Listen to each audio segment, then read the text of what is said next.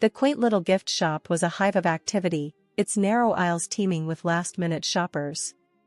The air was thick with the scent of scented candles and fresh stationery. I was there too, meandering through the shelves, my eyes skimming over quirky mugs and vintage clocks, searching for a unique keepsake. That's when I noticed him, a lone figure amidst the chaos, looking utterly perplexed and out of his element. He was standing in front of the greeting cards, flipping a card open and then snapping it shut, his brows knitted in concentration. A small, peculiar trinket dangled from his other hand. He seemed to be debating with himself, lost in a world of indecision. I couldn't resist. I took a few steps towards him and said, "Can't make up your mind?" He looked up, slightly startled by the intrusion. His eyes, a deep shade of brown, met mine, and for a moment, he seemed to forget his predicament. "Oh, hi. Yeah, I'm in a bit of a bind here. I'm James," he said, offering a hand. "I'm Anna," I replied, shaking his hand. It was a firm handshake, confident yet inviting. "Nice to meet you, Anna. I'm on a mission to find the perfect birthday gift for my mom, but I seem to be circling around these two," he confessed, holding up the card and the trinket for me to see. The card was bright and colorful, with a humorous quip on the front. The trinket, on the other hand, was a small, intricately designed figurine, delicate and refined. I chuckled. "Well, they're quite different. What's your mom like? Maybe I can help you choose." James's face lit up with a grateful smile. "That would be amazing, thank you. My mom, she's incredible. She's got this sharp wit but also appreciates the finer things. She's been my rock, you know?" As he spoke about his mother, his respect and love for her were palpable. It was touching to see a son speak so fondly of his mother. "Well, it sounds like she's a woman of depth. How about we find something that celebrates both her sharp wit and her elegant taste?" I suggested. We spent the next few minutes discussing his mother's likes and dislikes, her hobbies, and her style. The more we talked, the more I realized how easy and natural it felt to converse with James. He had a way of making every topic interesting and every joke funnier. Eventually, we settled on a beautiful pendant that was both elegant and quirky. It was a small, silver piece with an intricate design, but the centerpiece was a tiny, whimsical figure that seemed to dance in the light. "Anna, you're a lifesaver. I would have been lost in here for hours without your help." "How can I thank you?" James said, his relief evident. "How about you save me from having to cook dinner tonight?" I joked, half hoping he'd take the bait. James's eyes twinkled with amusement. "Dinner it is. There's this cozy little Italian place I know." "How does that sound?" "It sounds perfect," I replied, my heart skipping a beat. We exchanged numbers and made plans to meet up for dinner. As I left the shop, the pendant securely in James's bag, I couldn't help but feel a flutter of excitement. In a sea of mundane days, this chance encounter felt like a breath of fresh air. The evening air was crisp, the kind that hinted at the end of summer and the start of something new. I stood outside James's parents' house, my palms sweaty, rehearsing my greeting. "Nice to meet you." I practiced under my breath, trying to sound confident, not realizing that no amount of rehearsal could prepare me for the Carters. James opened the door with that familiar, warm smile. "Ready?" he asked, sensing my nervousness. "As I'll ever be," I replied, trying to muster a smile. We stepped into the living room, and that's when I saw her, Mrs. Carter. She sat regally in her armchair, her cane resting against her leg, her eyes scrutinizing me like a hawk. Mr. Carter sat beside her, a silent, almost invisible presence. "Mom, Dad, this is Anna," James introduced. "Nice to meet you," I said, extending my hand. Mrs. Carter looked at my hand and then at me, her gaze piercing. "Sit, dear," she said, her voice firm, ignoring my hand. We sat, and an uncomfortable silence filled the room. I could feel Mrs. Carter's eyes on me, examining, judging. James seemed oblivious to the tension, or maybe he was just used to it. "So, Anna," Mrs. Carter began, her tone casual yet loaded. "James tells us you're an accountant. That must be interesting." "Yes, it's quite rewarding. I love working with numbers, finding solutions," I replied, trying to sound upbeat. She hummed, unimpressed. "And your parents, what do they do?" I explained, but with each answer, her questions grew more personal, more probing. It felt less like a conversation and more like an interrogation. James remained silent, his occasional attempts to change the subject quickly overridden by his mother's pointed questions. "Tell me, Anna, how much do you earn?" Mrs. Carter asked, her tone casual but her intent clear. I was taken aback. It wasn't a question you'd expect in a first meeting, and certainly not in such a straightforward manner. I glanced at James, hoping for some support, but he avoided my gaze. "It's a decent amount. It allows me to live comfortably," I answered vaguely, feeling my cheeks flush. "I see. And this house of yours, you live there alone?" she continued, her curiosity unabashed. "It was my grandmother's. I inherited it," I replied, feeling more like I was in a job interview than meeting my boyfriend's parents. Mrs. Carter nodded, her expression unreadable. The rest of the evening passed in a blur of discomfort. Mr. Carter remained silent, his presence almost ghost-like, while Mrs. Carter's questions lingered in the air, sharp and unnerving. As we left, James seemed pleased. "That went well, don't you think?" he said, oblivious to the undercurrents. "Sure," I replied, my voice barely a whisper. As we drove away, the weight of the evening settled on my shoulders.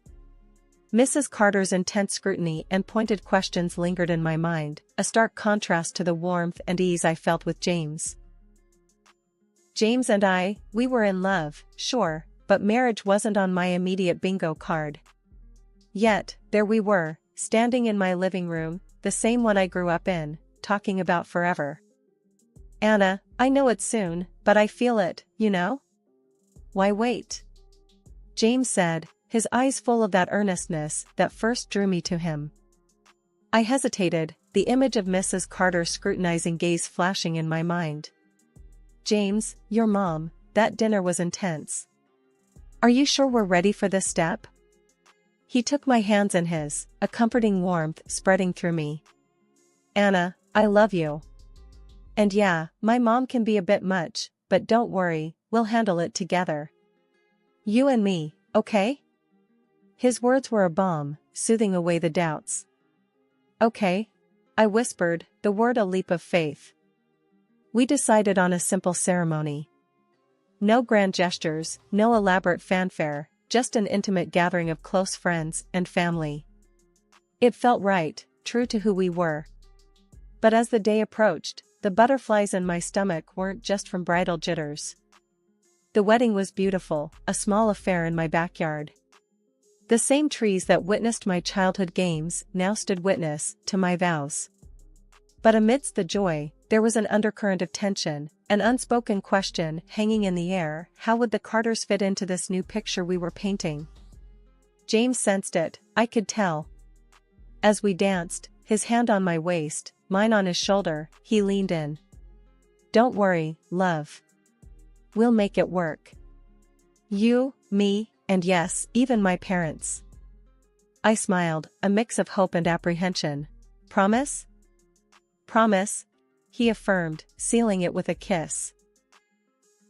But promises, I'd learn, are fragile things. The reality hit home when James and I moved into my grandmother's house. It was a quaint place, its walls holding memories of a lifetime. The ramps and low steps, once installed for my grandmother's convenience, now stood as silent testaments to her struggles and strength. "Your grandma had it all figured out, huh?" James remarked one evening, his gaze trailing over the seamless design. "Yeah, she did. She wanted to be independent, no matter what, I said, a hint of pride in my voice. It wasn't long before Mrs. Carter came to visit. Her eyes, sharp and calculating, took in every detail of the house. The way she moved, slowly, deliberately, her cane tapping against the floor, it was like she was marking her territory. "This is a nice place, Anna." "Very accommodating," she commented, her voice laced with something I couldn't quite place. I forced a smile. "Thanks, Mrs. Carter. We like it." But her next words sent a chill down my spine. "It's difficult, you know, living in a place that doesn't understand your needs. I think I'd be better off here." The statement hung in the air, a silent ultimatum. James, ever the peacemaker, tried to navigate the treacherous waters. "Mom, we can discuss this later. Let's not jump into decisions." But the decision, it seemed, was already made. In her mind, Mrs. Carter had found her new abode. And as I looked into James's eyes, searching for the reassurance I so desperately needed, I realized that our swift marriage was about to face its first real test. The day the Carters moved in, the house changed. It wasn't just the extra shoes by the door or the additional toothbrushes in the bathroom. It was like the air itself shifted, dense with the weight of their presence. I was in the kitchen, trying to make sense of the chaos that had become my pantry, when Mrs. Carter hobbled in. Her cane clicked against the floor, a sound that was quickly becoming the soundtrack of my life. "Anna, dear, I was thinking," she started, her voice cutting through the silence. "This shelf is too high. I can't reach anything. You should rearrange it." I bit my lip, holding back a sigh. "Sure, Mrs. Carter. I'll take care of it. And another thing," she continued, oblivious to my growing frustration, "Mark and I should take the bedroom downstairs. It's just too much for me to climb up and down." "But that's our bedroom," I protested weakly, the reality of the situation sinking in. She gave me a look, one that said my comfort was secondary. "Well, it's just practical, dear. You're young, you can manage." Before I could respond, Mr. Carter entered, his presence like a shadow, always there, but never quite tangible. "Is everything all right here?" he asked, his voice neutral. "Just discussing some adjustments," Mrs. Carter replied, her tone leaving no room for argument. As they left, I felt a surge of resentment. My home, my sanctuary, was being dismantled, piece by piece, and I was expected to smile and nod. The days that followed were a blur of demands and critiques. Mrs. Carter had an opinion on everything: how the furniture should be arranged, what meals should be cooked, how the house should be cleaned. And every evening, James would come home to a battlefield, his attempts to mediate often ending in heated arguments. "Anna, we need to be understanding. They're adjusting," he'd say, trying to calm the storm. "Adjusting? James, they're not adjusting, they're invading. This is our home, not a hotel for your parents," I'd retort, my patience wearing thin. But the breaking point came one evening, over dinner. Mrs. Carter had made some offhand comment about the meal, how it wasn't to her liking. Something inside me snapped. "Mrs. Carter, I understand you're used to things a certain way, but this is my home too. I'm doing my best here," I said, my voice trembling with suppressed anger. She looked at me, her eyes cold and unyielding. "Your best isn't good enough, dear. Maybe if you spent less time at that job of yours and more time here, things would be different." I looked at James, desperate for support, but he remained silent, his gaze fixed on his plate. In that moment, I realized the gravity of the situation. I was an outsider in my own home, my life hijacked by the unwelcome presence of the Carters. The tension in the house was like a thick fog, impossible to ignore. Every morning, I woke up to the same routine: prepare breakfast for 4, rush to work, then come back to a list of complaints and demands. It was like living with a ticking bomb, never knowing when the next explosion would be. One evening, I was in the kitchen, trying to juggle preparing dinner and responding to a flurry of work emails when Mrs. Carter came in, her cane tapping a steady, irritating beat on the floor. "Anna, this kitchen is a mess. And what's for dinner? I hope it's not that bland chicken dish you made last week," she said, her voice dripping with disdain. I clenched my jaw, fighting the urge to snap back. "I'm doing the best I can, Mrs. Carter. And it's pasta tonight." She sniffed, making it clear what she thought of my best.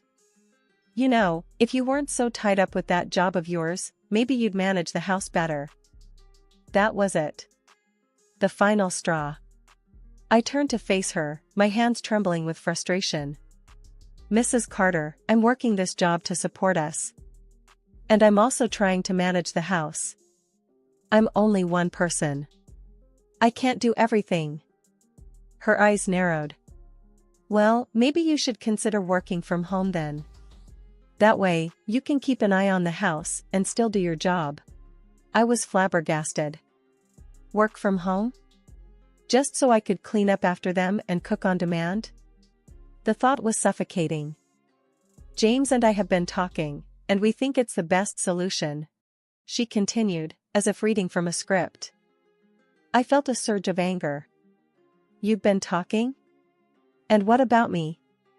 Don't I get a say in this?" Just then, James walked in, and I turned to him, hoping for some support. "James, please tell me you don't agree with this." He looked uncomfortable, caught between his mother and his wife. "Anna, it's just... Mom has a point. It would make things easier." "Easier? For whom? Certainly not for me." I felt like I was drowning, and the people who were supposed to throw me a lifeline were instead pushing me further under.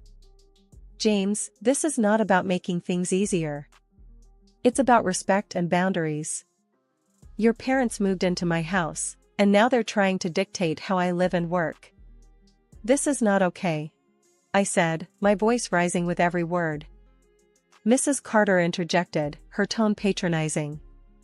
"Anna, dear, we're family now. We should be helping each other, not arguing over trivial things." Trivial things? My job, my independence, my sanity, were these trivial things? I looked at James, searching his eyes for the man I married, the man who promised to stand by me. But all I saw was indecision, a man torn between his wife and his mother. Under the relentless pressure from Mrs. Carter and the passive compliance of James, I found myself boxed into a corner with no escape. The air in the house was thick with my silent acquiescence as I reluctantly agreed to work from home. Each day melted into the next, a monotonous blend of keystrokes, cooking, and cleaning, all under the watchful, often disapproving, gaze of Mrs. Carter. James, for his part, seemed blind to the imbalance, content to let the scales tip ever in favor of his parents. Then came that fateful evening, the one where the weight of my silence became too heavy to bear. We were gathered around the dinner table, the air heavy with the scent of the meal I had spent hours preparing. Mrs. Carter was mid-complaint about the seasoning of the chicken when I finally found my voice. "I'm tired," I said, the words falling from my lips like heavy stones. "I'm tired of trying to balance work and taking care of everyone's needs.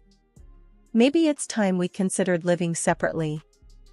The words hung in the air, a fragile bubble of hope destined to burst. Mrs. Carter paused, her fork mid-air, her eyes locking with mine. Then, to my utter disbelief, she nodded. "I agree," she said, her voice smooth as silk, her tone matter-of-fact. "This arrangement isn't ideal. But this house, it's so well equipped for our needs. So, Anna, it would make sense for you to find another place." The room spun, her words a gut punch that knocked the air from my lungs. I turned to James, desperate for him to intervene, to stand up for us, for our home. But the man I looked to for support merely echoed his mother's sentiment. "Mom's right, Anna. This house suits their needs. You can leave here if you like," he said, his words slicing through the last tether of my restraint. His words, so casually delivered, were the culmination of 1,000 tiny betrayals. The man I loved, the man I had built a life with, was offering up my sanctuary, my grandmother's legacy, on a silver platter to appease his parents. Without a word, I pushed my chair back and stood up. The legs of the chair scraped against the floor, the sound sharp and final. I could feel their eyes on me, wide with surprise, as I pulled out my phone and dialed the number I had looked up just moments ago, my fingers steady, my resolve unwavering. The room was silent except for the muffled voice on the other end of the phone. "Yes, I need to schedule a move," I said, my voice clear and loud enough for everyone to hear. A look of triumph flickered across Mrs. Carter's face, a smug smile curling her lips as she mistook my actions. She thought I was conceding, retreating from my own home. But the reality of my words hadn't hit her yet. I turned to face her, my eyes locking with hers. "Mrs. Carter, you seem to be misunderstanding the situation. The movers aren't for me. They're for you, your husband, and James. You have until the end of the day to pack your things and leave my house." The silence that followed was profound, the words hanging in the air like a verdict. Mrs. Carter's face drained of color, her triumphant smile faltering, transforming into a mask of disbelief and shock. But this is our home now. You can't just throw us out," she stammered, her voice trembling with a mix of outrage and fear. "This was never your home. You imposed yourselves, and your son allowed it. But I'm reclaiming what's rightfully mine," I replied, my voice unwavering. James was on his feet now, his face a mixture of confusion and desperation. "Anna, please, let's talk about this. You don't need to do this. We're a family." The word family hit me like a slap in the face. This was not how family treated each other. This was not how love manifested. "James, a family respects each other. A family supports each other. What happened here was manipulation and disrespect. I'll have the divorce papers sent to you tomorrow," I said, the finality of my words sealing the fate of our marriage. Mrs. Carter started to cry, her sobs a cacophony of disbelief and loss. James tried to plead, his words a jumbled mess of apologies and promises. But it was too late. The decision had been made, the line drawn. The day after the movers had cleared out the last of the Carters' belongings, I stood in the middle of my living room. The sun streamed through the windows, its light touching every corner, every surface, as if to cleanse the space of the heavy shadows of the past months. The house was quiet, a stark contrast to the constant noise and tension that had become my daily reality. I wandered from room to room, each step feeling lighter than the last. The house was mine again, my sanctuary, my refuge. I could breathe, truly breathe, without the weight of their expectations suffocating me. It was in this moment of solitude that the doorbell rang, a gentle chime that seemed too loud in the quiet of the house.